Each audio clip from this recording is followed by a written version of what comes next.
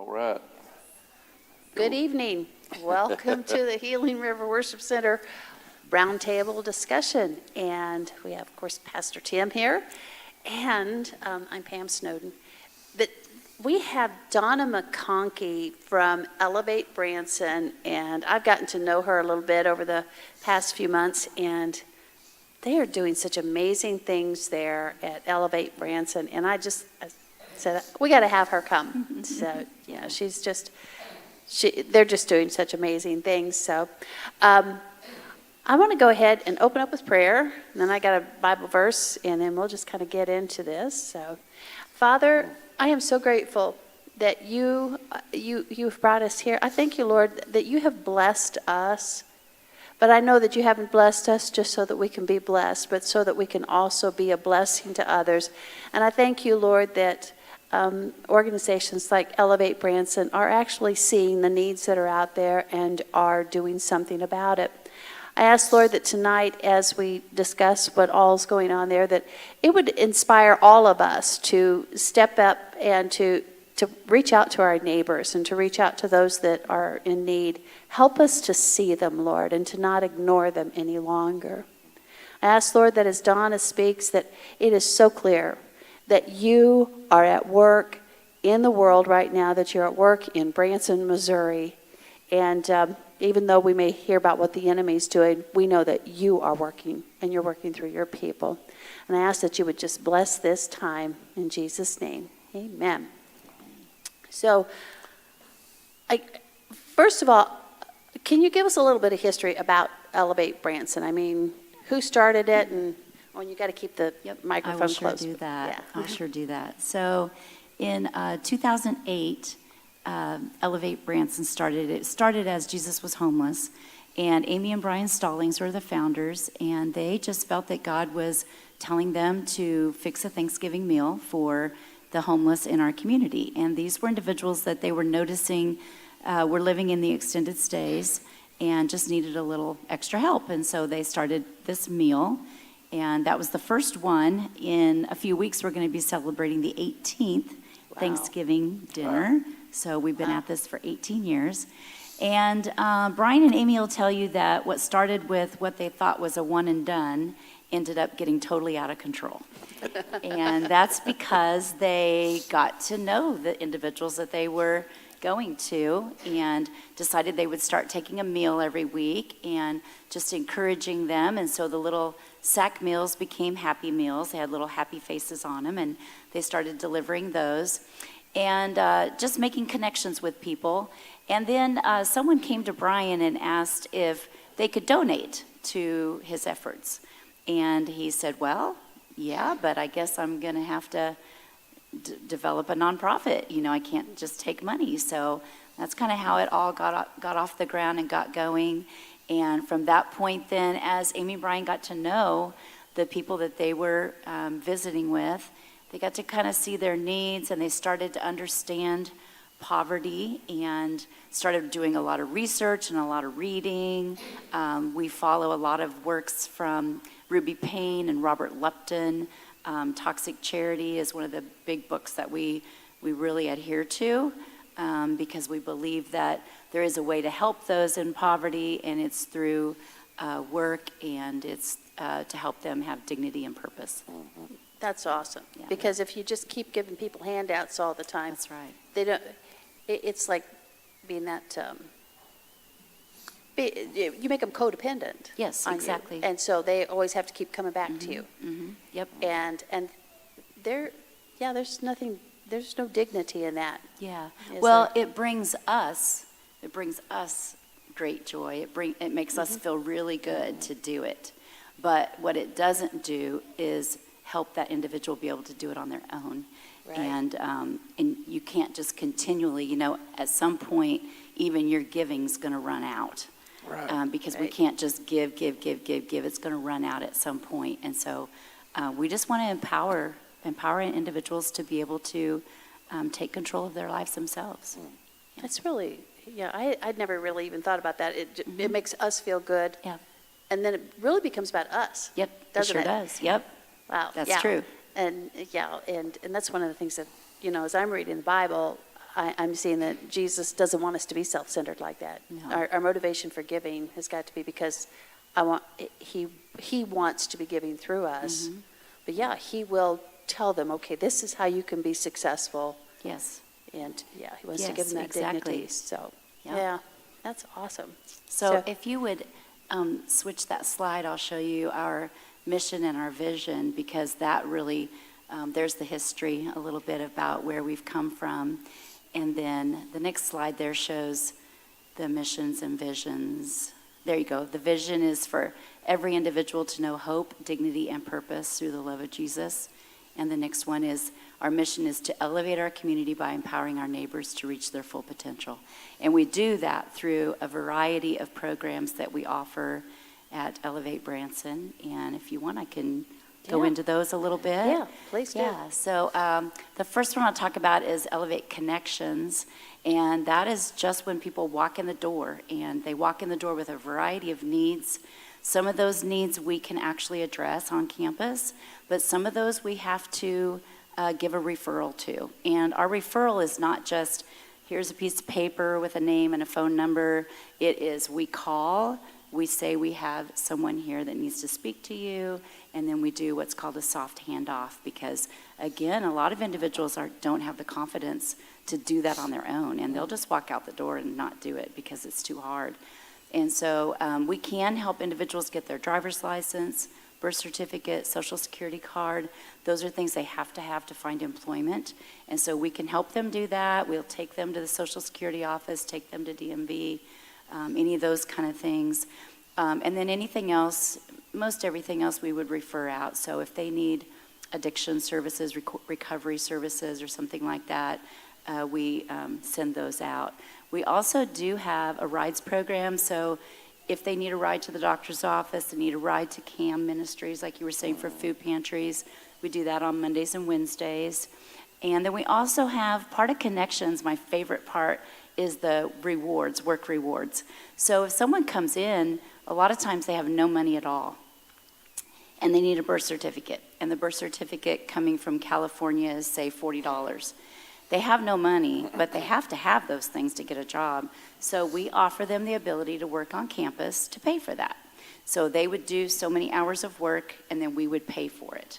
And the work may be cleaning, it may be picking up trash outside, it could be folding our flyers that go in our meal deliveries. It could be anything based on their abilities, because not everyone can do, raking mulch or whatever. Right. So we do it on that. And the best part about that is that we have the opportunity to get to know them. We find out their name. All of the employees know that's our mission when we see someone come in. Our mission is know their name, how did they get to Branson, thank them for what they're doing today, and start to develop that relationship, because the relationship is the most important piece to helping individuals. Right. So that's our very first steps.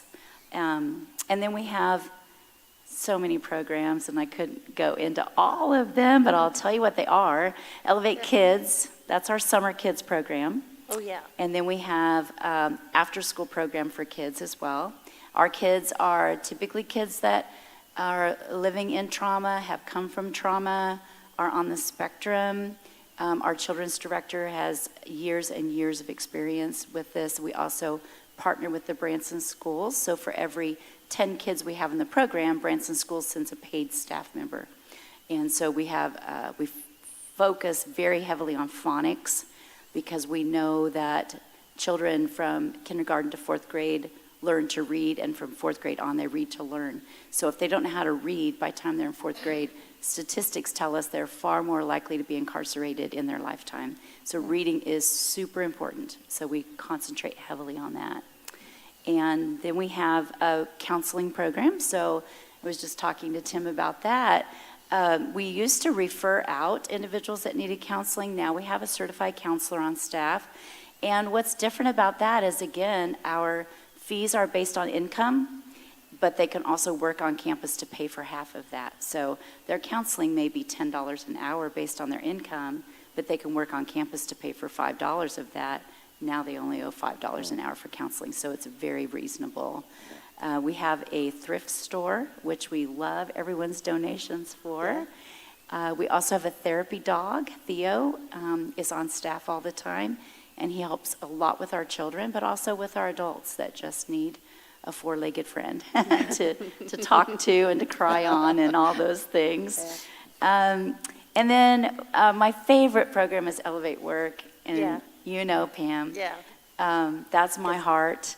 Our Elevate Work program. She's the director I'm of the it. director of that, yeah. And that's my heart. Our program is biblically based, so we study 5 different characters in the Bible, good and bad decisions they made, and how those characteristics relay over to work, and they really do. We talk about conflict resolution. We do a lot of confidence building. So the individuals that take my course typically come in with hoodies on. They've been told their whole lives they can't, and they believe they can't. They're homeless. They are in addiction. They're coming out of addiction. Maybe they just can't keep a job. And that was something Brian and Amy found in those initial years, was that people don't know what they don't know. And they didn't know how to do an interview, and they didn't know how to bridge that gap from incarceration to work. You know, how do I explain my years of incarceration? And so those are the things that we really focus on in Elevate Work. We help them discover maybe what their passions are. What did God create them to do? Kind of like a spiritual gift sort of assessment we do. And that helps point toward a career path, so we can help them find something that they're passionate about. And then we have mentors. Mentors is the very most important piece, because that, again, comes back to that relationship. Got to have a relationship. Right. We help them develop action plans, resumes, and then we have business leaders come in from the community that help them with introductions, mock interviews, and we have a graduation ceremony at the end. A lot of my students have not graduated, but overall, the goal is to help them find dignity and purpose in themselves, Right. and the confidence they need to go get jobs, get a place to live, and to support themselves and their families, because they're very, very capable of it. They just don't know they are, and we just have to help them see that they are. Wow. Yeah. That's That's awesome. just a little bit. We do a lot. Well, you actually do some teaching how to do some of these. I mean, like, so you have some classes, I know you've talked about that, where they're learning hands-on, like electrical type stuff. Yes. So we're always looking for new things to try. And so our Elevate Work class is a soft skills class.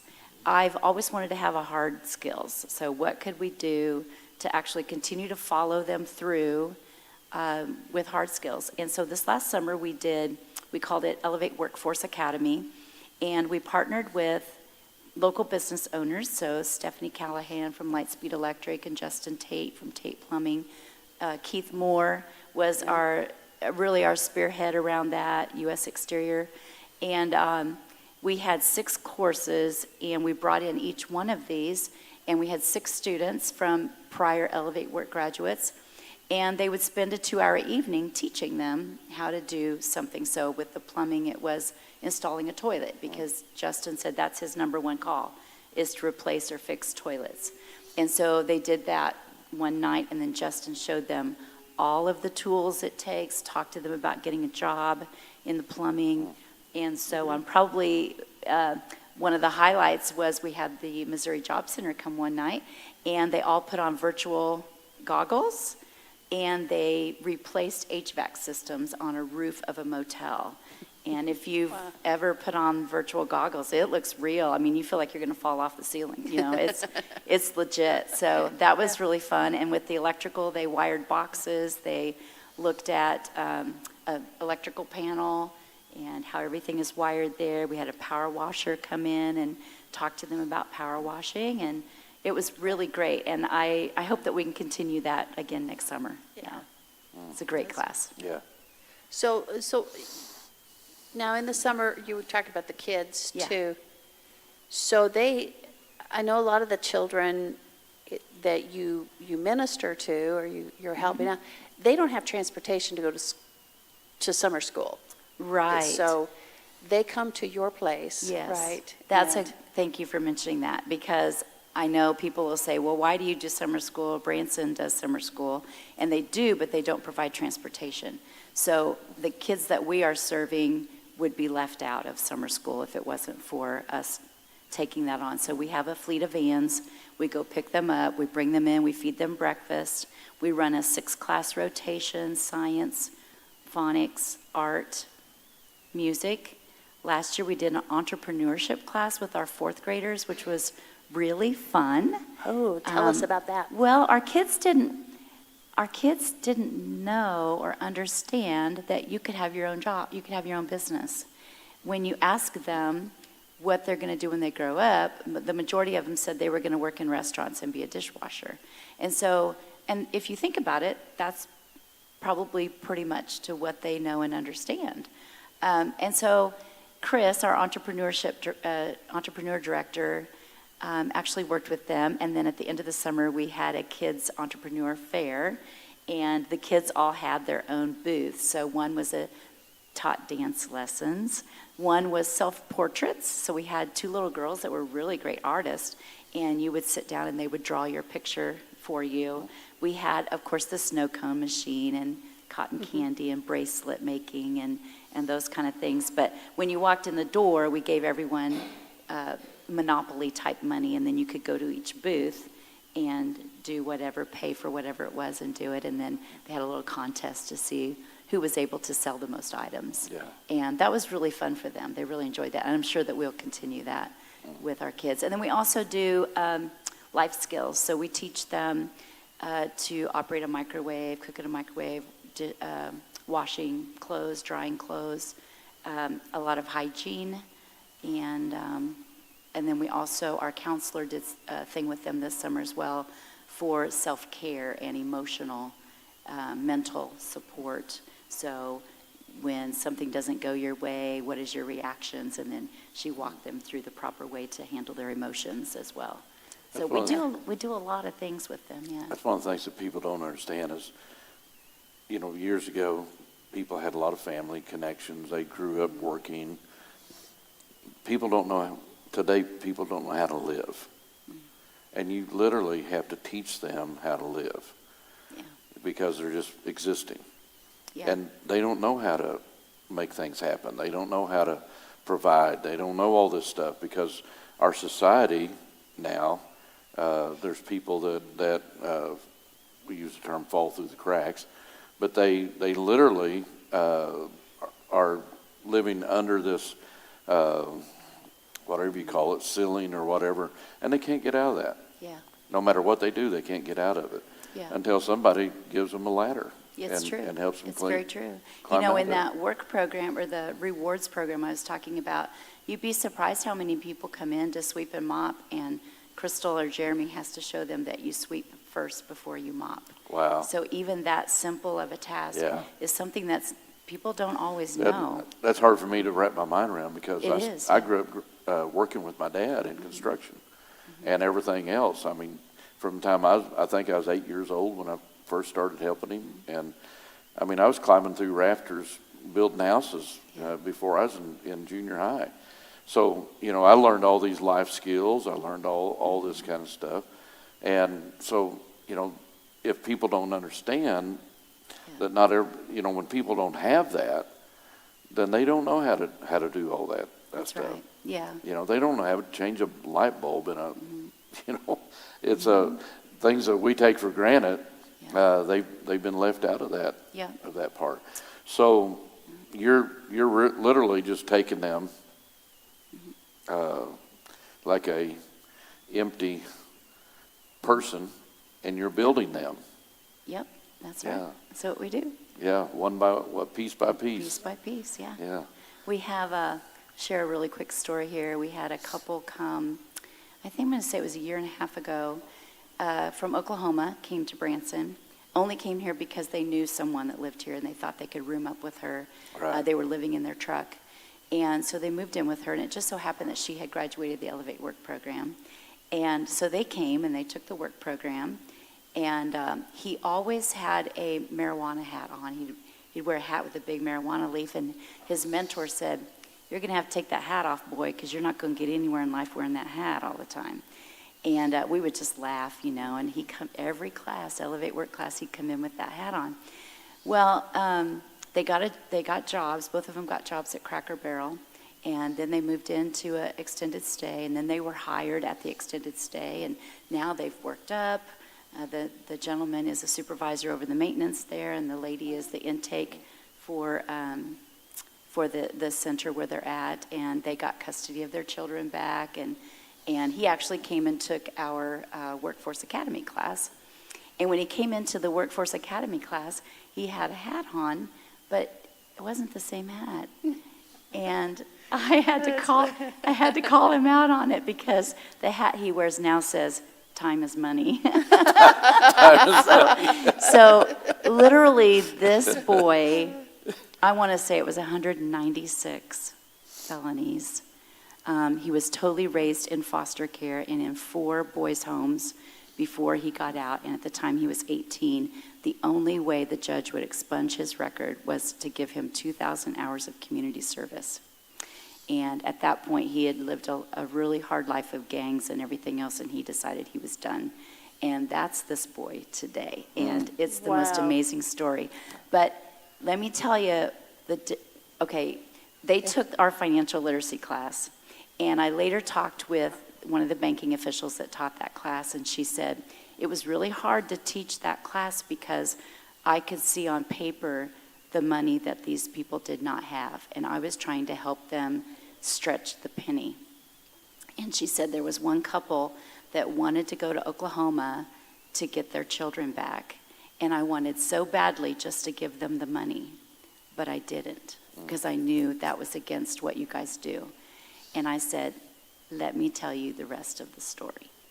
So had she given them the money, this story could be totally different, because they had to do it on their own. They have such pride. I would love for you to meet them. They're so proud of where they are today and the past debt that they've paid off. They now have 2 vehicles. I mean, they're doing very, very, very well. But had she stepped in and given them money, we don't know. We'll never know. But I would challenge people to really think before you just jump in and try to rescue. Find out what the real issues are and help them to figure it out on their own. Right. Yeah. Yeah, a lot of people don't realize that just handing people money is a hand down, not a hand up. Yeah. It actually keeps them in bondage. Mm-hmm. But when they're able to produce, the production, being producers is what makes people live. Yeah. It's what makes them have value, what makes them come alive, especially men. Most men don't realize that the only way that they can be happy is to be producing something, to be accomplishing something. Well, you take these guys that have never been able to do that, and they're empty, they're void, because the thing that is valuable to them has been taken away from them. Well, once they begin to, I've got several young friends that have been in prison, come through the programs here in Branson, and now they're builders. They're, they are proud of their work. Yeah. They do tile, and all of them really invest themselves in what they do because they didn't have that. Well, if you think about it, didn't God create men to be providers? Right. And so if we take that ability away from them, they're not going to have the joy of being that provider that they need to be. We need to challenge them to be the provider. Yeah. Yeah. Yeah, they don't have a purpose. I mean, That's right. if you're not providing, you have no purpose. So what am I here for? And they're going to give up. Yeah. Exactly. Yeah. Well, they go down to a predatory nature is what happens. And if we can bring them up to where they find that fulfillment, women need security.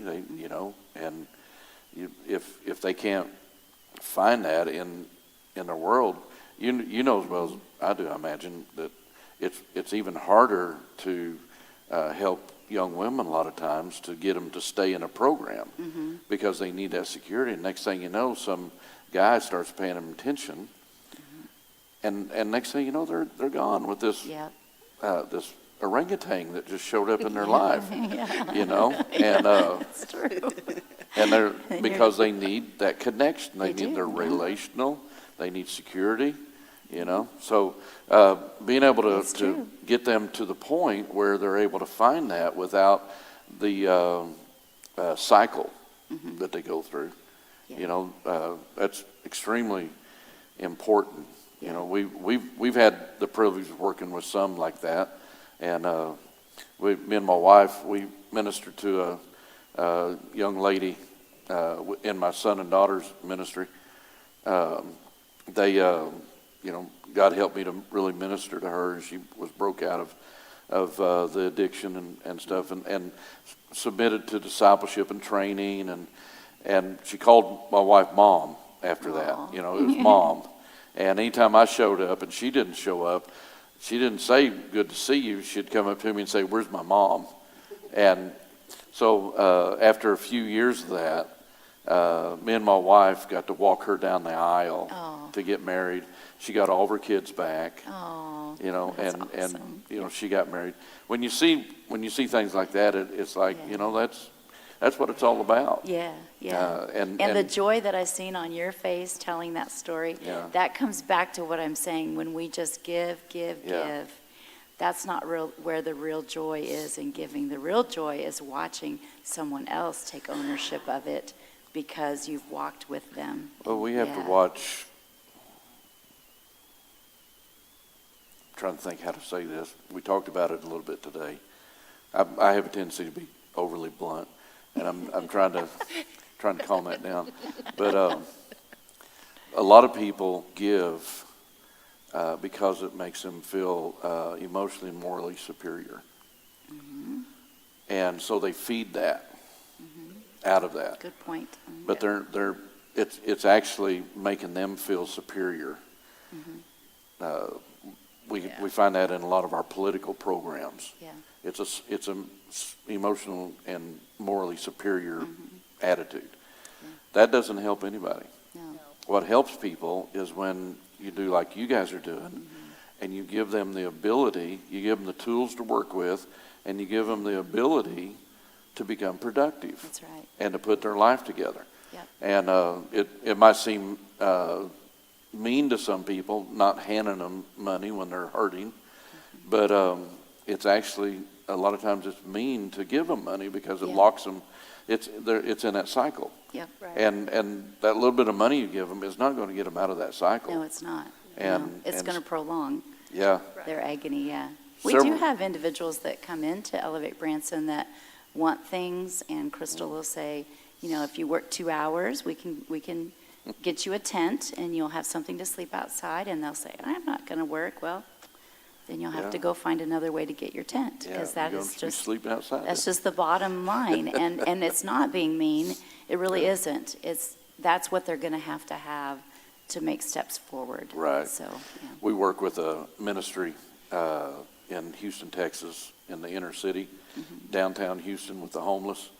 And we go down there at night on the streets with the homeless people, and we minister to them. We pray with them, and we do give them stuff. Like in wintertime, we give them socks, gloves, a lot of times sleeping bags and stuff like that. And we was down there one night handing out sleeping bags, you know, and there's a plethora of homeless people there, and it's a whole different community, you know, that lives inside of Houston. And we were helping people, giving them food, you know, serving hot chocolate. You know, it was really cold. Yeah. And this one guy come riding by on his bicycle, and we was handing out sleeping bags, and he come riding by, and he had some sleeping bags, and said, well, it looks like we've already been with you. And he said, no, I bought these off a guy down here. So they were reselling what we were handing out, you know. And I laughed and I said, well, at least the guy's building a business. It's funny. He's an entrepreneur, you know. It's funny you would say that because Amy and Brian tell that exact same story. So Yeah. we laugh and they laugh now too, because when they started doing this, they really just did not know. They were just wanted to help. And Right. so they told us how they would have food in the back of their car and they'd get a phone call in the middle of the night. They'd get up and run out to the car and they'd drive right away to go give people food or whatever. And they had gotten a bunch of sleeping bags from Walmart and had delivered them. And then Walmart called them and said, we just wanted you to know that all those sleeping bags you bought, they all come back. They got the money out of them. And that's when they went, oh, was that really what we should have done? And that Yeah. kind of made them stop. And those are the things that really started making them rethink their giving and how they could make it be more beneficial for the individual. Yeah, so that's funny. That's a funny story. Yeah. Several years ago, which I've been here, you know, my whole life, been in ministry here almost 50 years. And we've seen a lot of progressions in this area. And we were talking earlier about when the homeless situation started here in Branson and why it started. You know, the thing that went out over TV that there was jobs here, but there was no housing. Right. You know, you can get a minimum wage job, but it takes 3 or 4 of those to get an apartment. So you don't need an apartment because you're working 24 hours a day. But that's how, you know, we've seen all that happen. And I don't know how many years ago it was. I was praying one day and I saw this picture of this it looked like buildings, but it was departments. And every one of these departments was meeting a specific need of people and building lives. And you're outlining all those tonight. You know, that's what I've been watching happen. I thought that I was supposed to do that for a long time, but I never could get it to happen. And but now I'm seeing the very thing that we prayed about, and I've prayed over that several times, saying, God, how do we do this? How do we make this happen? You know, well, now we're seeing that happen, and Branson, that structure is forming in Branson to where every part of a person's life is starting to be ministered to, and it's not just taking care of them; it's building them, building lives. You know, I had you know, skills training, marriage counseling, child development, and teaching people how to raise children, medical, you know, everything that has to do with a person's life. That's and great. Building them. And so now we're seeing that happen. Yeah. And it's there. Several ministries have developed in this area, in this town. And my complaint, I lose track of time. Everything was the other day. And my complaint was we got a whole lot of people doing the same thing and, you know, need to work together. Yeah. Yep. And my son and daughter-in-law was involved in that ministry, and I was constantly telling them there needs to be a connection. There needs, you know, they need to be working together to meet all these needs, and now we're seeing that. Yeah. Yep. And Elevate Branson has just really begun to come online in ways that I don't think they ever dreamed or we ever dreamed that we would see what we're seeing right now. And so we're not just taking care, Branson's not just taking care of homeless people. No. We're turning them into productive citizens. Exactly. And so it's actually a blessing to the city of Branson. And if they can see that, it's a workforce that is being created. And we definitely need workers in this area. Yeah. And I hadn't said anything about our housing, but you know we have the tiny home village. Right. Actually, the first road's been paved. Sidewalks have gone in. We've got 6 homes there ready to be placed, so we fully expect those to be going very soon. And we've got the first 10 people have already been chosen to go into those homes. And that's going to be a beautiful day when those individuals move in. And then also the apartment building beside us, Right. we were able to acquire that in December of last year. And that's going to be, right now it's just gutted on the inside. It looks great on the outside. Don't think it's anything on the inside because it's not. But we're going to create 18 two-bedroom units in there for single parents. Okay. So with our playground and seeing the kids out here today, I don't know if Yeah. you're aware of our playground, but we have a beautiful playground. And it's available to the public on our during our working hours throughout the week. But it's an all-natural playground, so there's a lot of climbing and trails and those sort of things. And so having those single-parent housing right beside will be great with still our continued wraparound services to support those individuals. Yeah. And I might add that Elevate Branson is right out in the middle of the tourist area of 76 Highway. Sure is. Yes. Sure is. And one of the reasons for that is because that's where the homeless community That's right. took up residence. Yes. You know, Very close. in the wooded areas, I'm not going to mention business names because I don't Yeah. want people going down in there and Right. looking. Right. In a lot of the wood areas, there are tent cities down there. There sure are. I've been down in there in the wintertime Yeah. checking on people, you know, that when it was really, really cold, making sure that they had what they needed, Yeah. you know, to survive these cold nights. And winter's that's when it kind of gets hard around here, when it gets really cold. Exactly. It And, does get very hard on our neighbors to weather that time of year. Yeah. Right. And of course, the summer heat's not a pleasant thing, but No. you know, you can survive that a little better. Yeah. But, so how are you going about the tiny home thing? How's that set up? Okay, so there will be 70 homes by the time the development is complete. There will be, we're going to move our thrift store up there. Then we also have a marketplace, a woodworking shop sort of thing where we would like to incorporate those hard skills.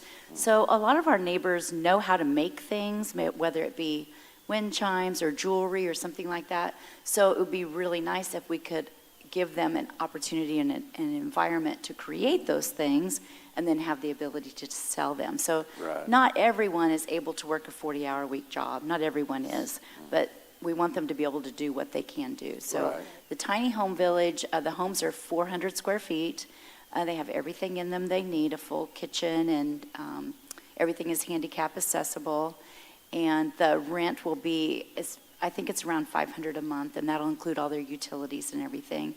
And what this will do is it'll give them the opportunity to start to save money.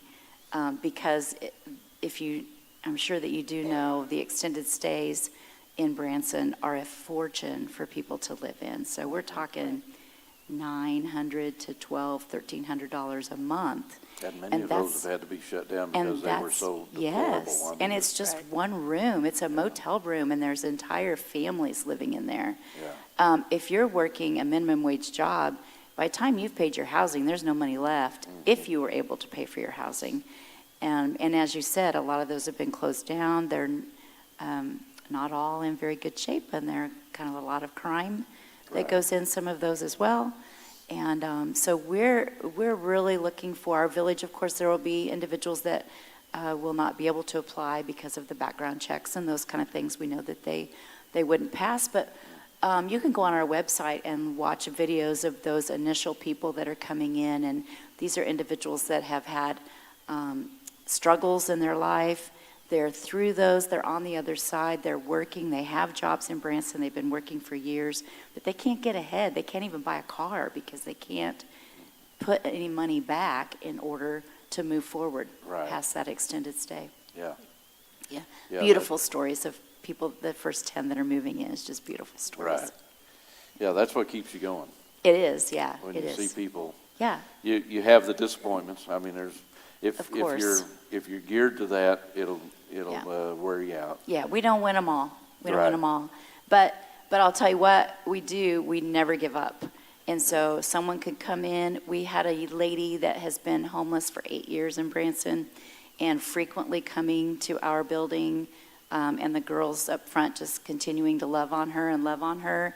And finally, she decided that in January this year, she was going to take the Elevate Work class, and she took it, and she committed herself, and she is in a extended stay motel. She has a full-time job, and her whole life has changed. You know what was interesting, those of you that live here will understand this, her entire day was based around when the whistle would go off at the Titanic. So that's how she judged what the day was or what time of day it was or anything like that. So when we say homeless, we mean homeless. They're nothing. She had no clock. She had no clock. She had no nothing. Yeah. And so everything was judged by the whistle at noon that would go off at Titanic. But she come in and took the class and decided that she was done being homeless. She was done with the struggle, I think was more what she felt than anything. She was done with the struggle. And again, because we just have individuals that it's a judge-free zone, we don't judge, we meet everybody where they're at, and everybody's got a next step. I have a next step. You have a next step. Pam has a next step. We all have a next step. What's the next step, and what's the support that you need from us to help you make that next step? Right. And that's what we're about. Yeah. Well, not everybody's going to be able to do that, but No. we still don't throw them away. That's right. That's You know, right. The ministry work with in Houston, Texas, they've got people, homeless people, that we have what we call street church every Thursday night in a big parking lot. And they've got people that have been, they've been working with for 20-some years. Yeah.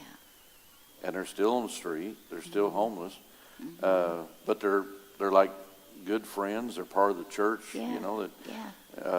they've just never been able to come out, break out of that. And you don't know why. There's not everybody he really wants to. So, I Yeah. mean, we've run into people that simply didn't want to rejoin society. Yeah, yeah, and that's true. know?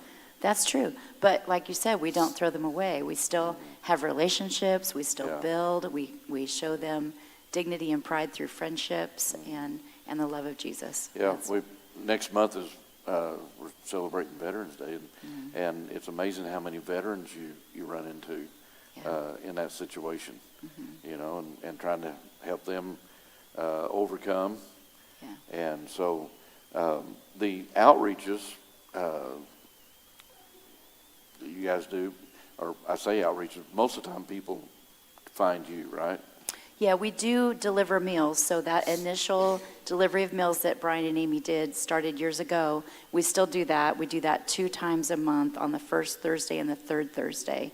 And that is just simply taking a meal out, knocking on the door, and in that meal would be all of our resources. So we have a new Elevate Work class starting. We would put that in there. We also have computer courses. We have basic computer, Word, Excel, and a financial literacy class. So all those kind of things we put in the bag so that they can see what's going on, what we're doing, that they could come and take advantage of.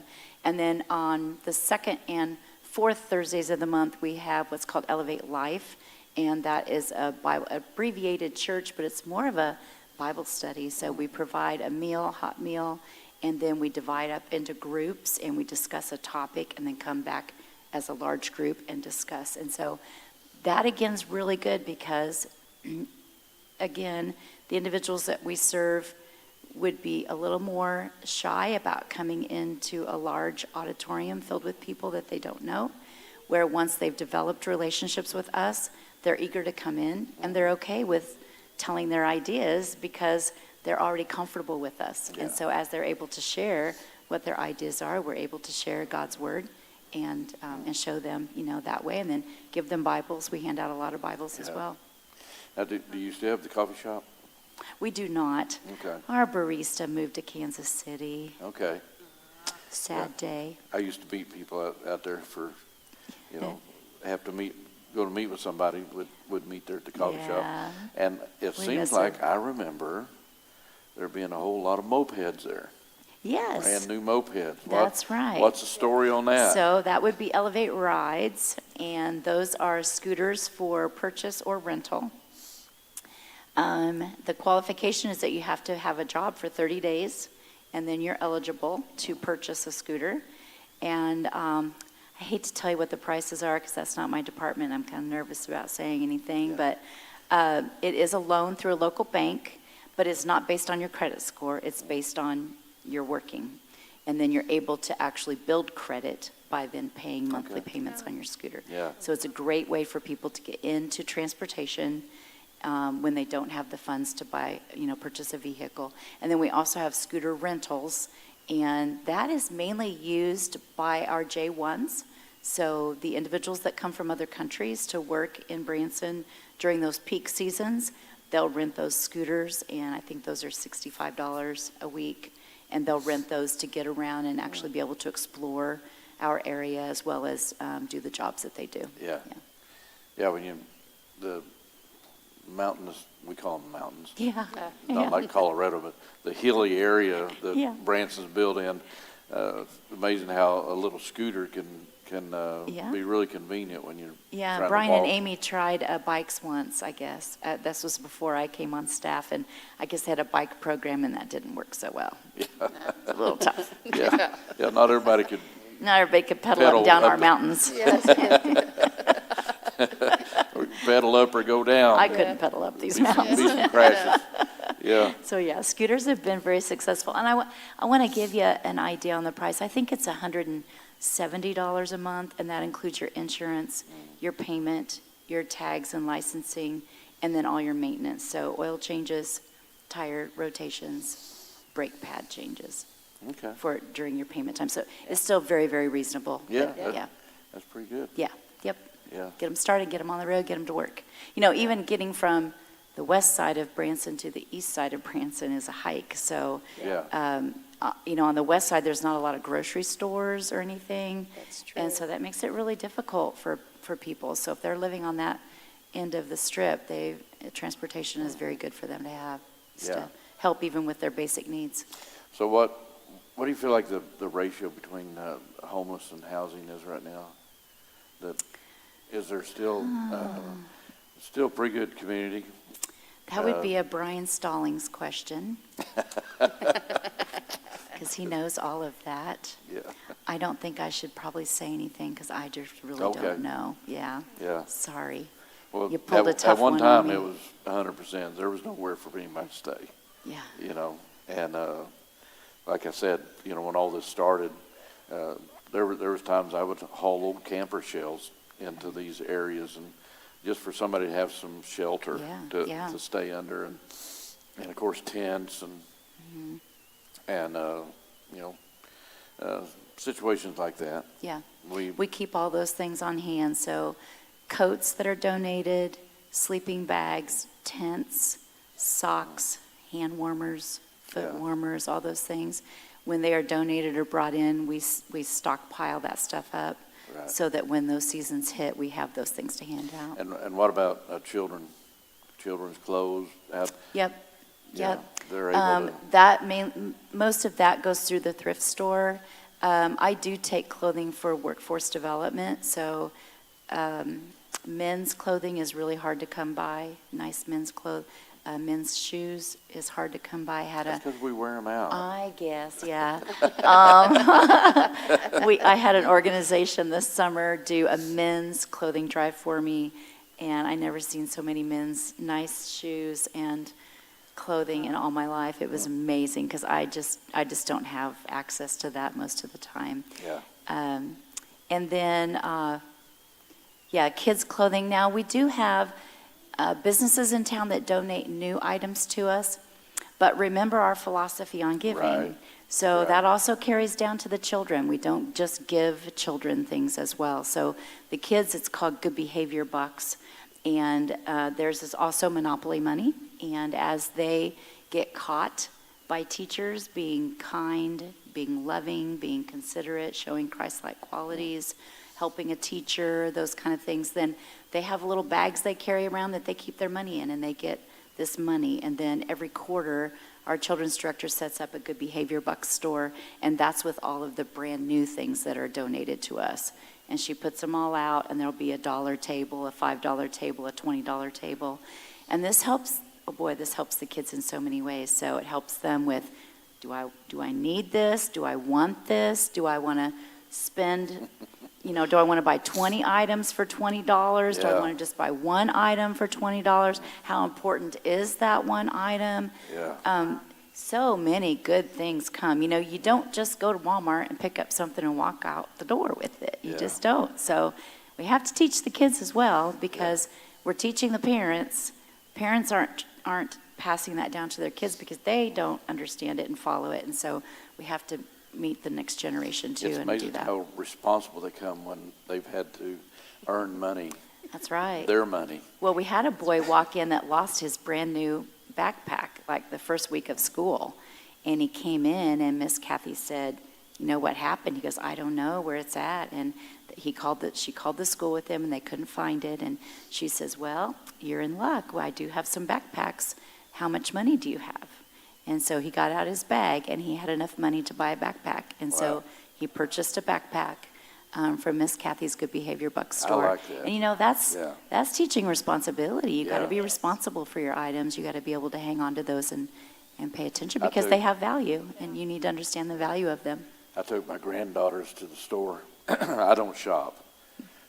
My wife does all the shopping. But I had this wild idea that I was going to take my granddaughters to Walmart, and I gave them each a certain amount of money. And I said, look, you have this much money to spend, and that's it. Yeah. And I didn't think I'd ever get out of Walmart. Because if I was just going to buy them, Yeah. they would have made a decision real fast. Yeah. But I don't know how many times we That's their circled money. Walmart and they would put stuff back and decide, well, I really don't need that or don't want that, but I want this over here. And they'd go, and so they was calculating their money. And we went in circles forever because when they had a certain amount of money spent and they was responsible for that, it took forever for They them wanted to make sure they got the very best item. That's right. Yeah, because it was theirs. They took Yeah. responsibility for that. Yeah, I haven't done that since. But it's amazing how responsible. So what you're doing is you're teaching them value, Yeah. teaching them responsibility, Yeah. teaching them character, and so that causes people to rise above Yeah. this thing anyway. When you impart those character values and things like that. Yeah. So it's Elevate Branson now. Was Jesus was homeless. Jesus was homeless Yes. and then became Elevate Branson. Actually, the name change happened in 2020 when I came on staff. And the reason for that was that we were still fighting the stigma that we only helped people who were homeless. And so that's kind of when the name change happened. And then also along with that, we now have an affiliate in Lebanon that is called Elevate Lebanon. And we have several other communities that are looking to copy, what we do and to take on that brand. And so we help those individuals as well. So Lebanon got together, a lot of their churches got together and their chamber and all, and they came down and seen what we were doing, liked what we were doing. And so the programs they took back were the Thrift Store for Revenue, Elevate Work, and Elevate Connections. So they also have that Connections piece in the work program. And then we've had Bolivar, Aurora, Neosho. Wow. We've had a couple of counties, not just towns, but counties come to us looking to be affiliates as well. Good. So we hope to add as many of those as possible too. Yeah. Well, it's making a difference, making an impact because we're seeing so much more productivity. Yeah. And not only that, the drug problem has been going down. I forget what the last statistics was, but it was down dramatically. Yeah. The overdoses, there for a while, every week there was just overdoses everywhere. Yeah. And that's begun to drop. And so we're seeing a culture change Yeah. in this town, and that's what has to happen. You can't just help us, feed a situation. You have to change the culture. That's right. And so you guys are changing the culture to one that when people come in and are homeless, they're not just going to get a handout. They're going to learn how to be productive. Yeah. And not only that, you help open doors for people. Yes, that's exactly right. So in We the have- work program, Yeah, how do currently, you do that? well, currently the work program, I just did the statistics on that here this last couple of days, and 88% of our graduates, we do a 2-year look back, so 88% of our graduates on a 2-year look back are currently employed, Wow. which is Wow.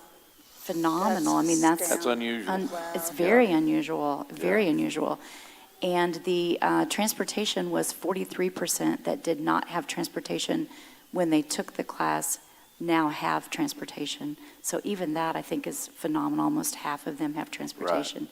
And the homeless was also up 50, I think it was 58% that was up, that were homeless before, that now are usually in extended stay motels. So the cycle, they normally go from homelessness to an extended stay, which, as you know, in our area, an extended stay is also considered homeless as Right. far as the government for statistical data and all. But then they'll go from extended stay to an apartment.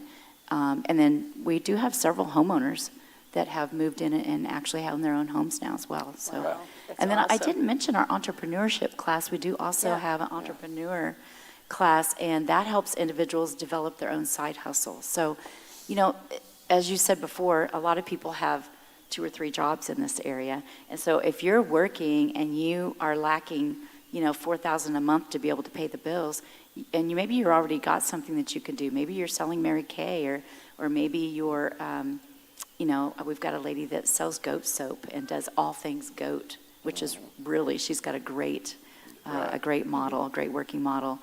But the entrepreneurship class, that's what they do. So they help with job coaches to help individuals develop a full business plan so that by the time they're done finishing the course, they can actually go to a bank and see about getting loans and grants to start their That's businesses. extremely important, Yeah. teaching people that.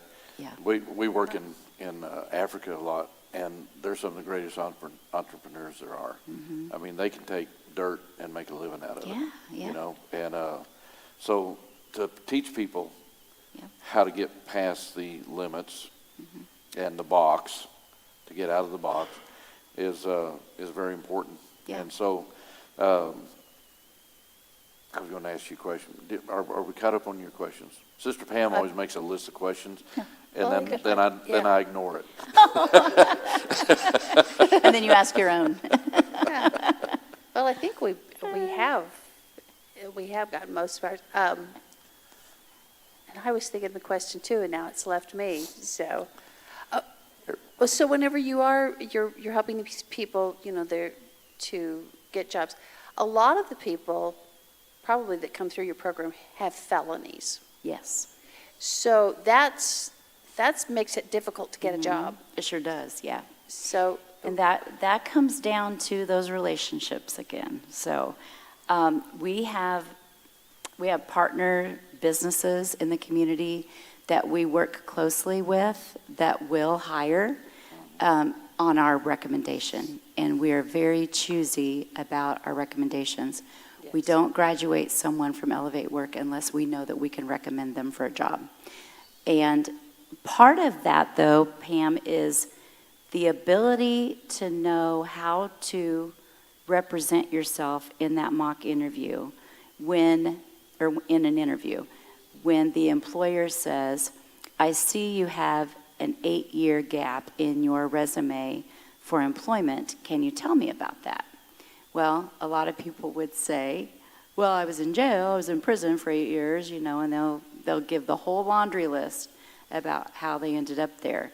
But what we do is teach them how to find the positive in that and then approach it from that way. So we don't lie, we tell the truth, because they're going to find out anyway about it. Right. But what you want to do is say, I've made some mistakes in my life, I've taken responsibility for those things, and this is how I'm going to make you money and make your life easier. So we tell our students, if you'll go to work every day and in your mind you say, I'm going to make my employer money and I'm going to make my employer's life easier.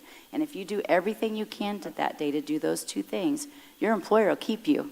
If you show up to work every day on time before the clock you're supposed to be there, and you work hard every day, and you ask before you leave, is there anything else I can do to help you before I leave? They'll keep you.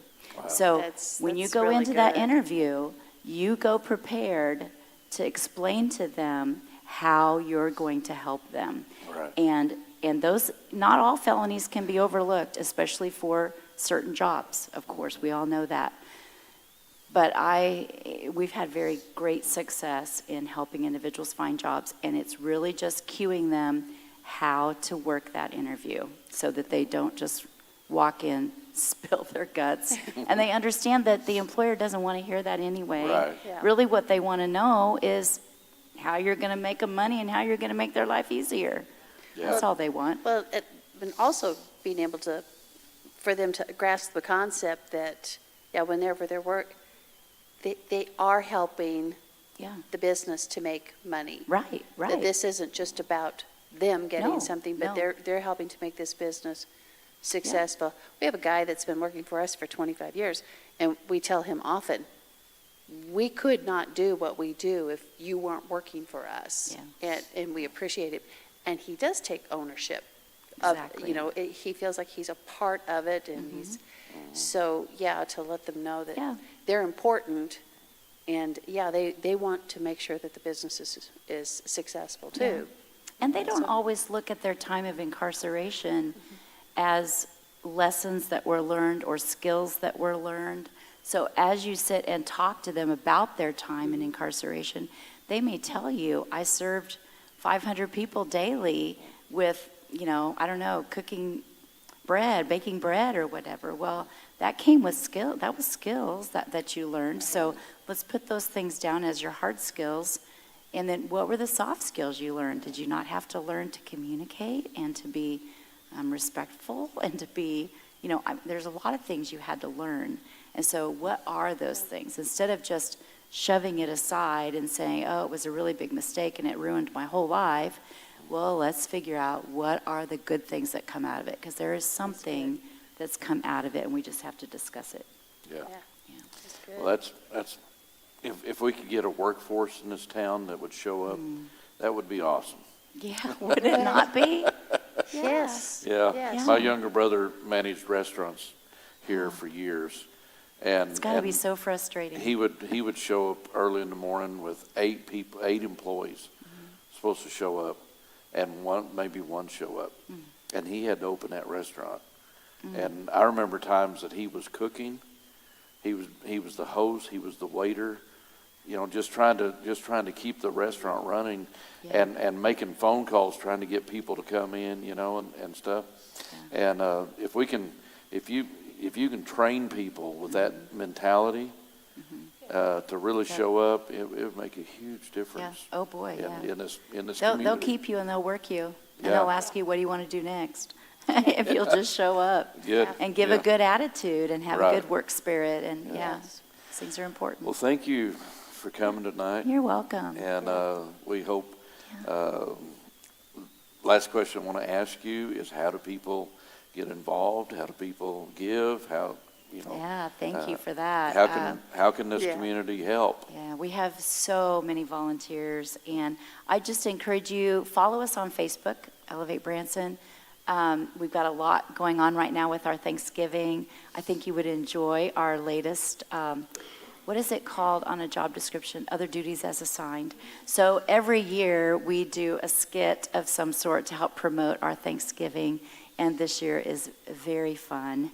And so I'd encourage you to go to our website, elevatebranson.org, and see what's going on there. There's opportunities to volunteer there, opportunities to support us on a monthly basis, or also if you just want to donate for certain items, sponsor an Elevate work class or a student.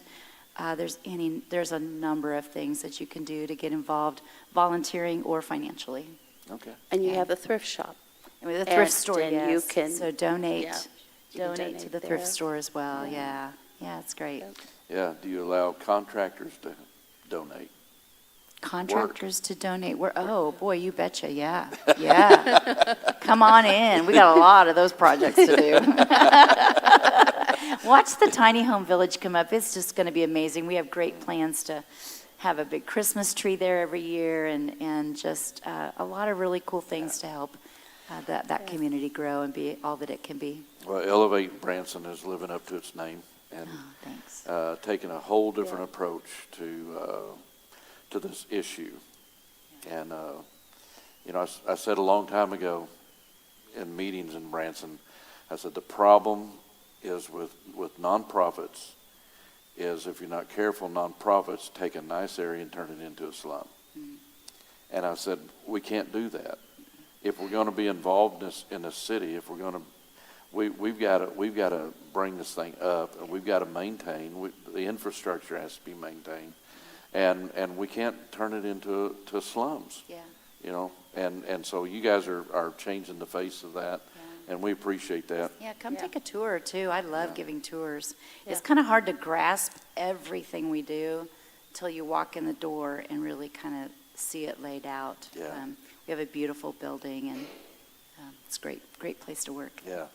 Well, let me pray for you guys. Thank you. And thank you for coming tonight. Yeah. Father, we thank you, God, for the efforts and the work that has taken place. Lord, you're fulfilling vision that's been over this area for several years.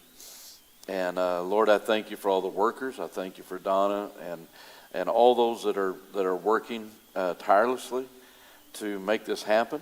And Father, I thank you that this area is a healing and restoration area. And Lord, I thank you for the lives that are being healed, the lives that are being restored, the people that are finding actual value in their lives through this ministry. And Father, we just ask you to bless them, provide for them, and Lord, just bring in the things that is needed in this ministry, and give them strength and health and vitality. And we give you praise for that in Jesus Christ's name. Amen. Thank you, Donna. Thank you guys for watching online with us. She brought some stuff too, so we could pick it up. Lots of flyers if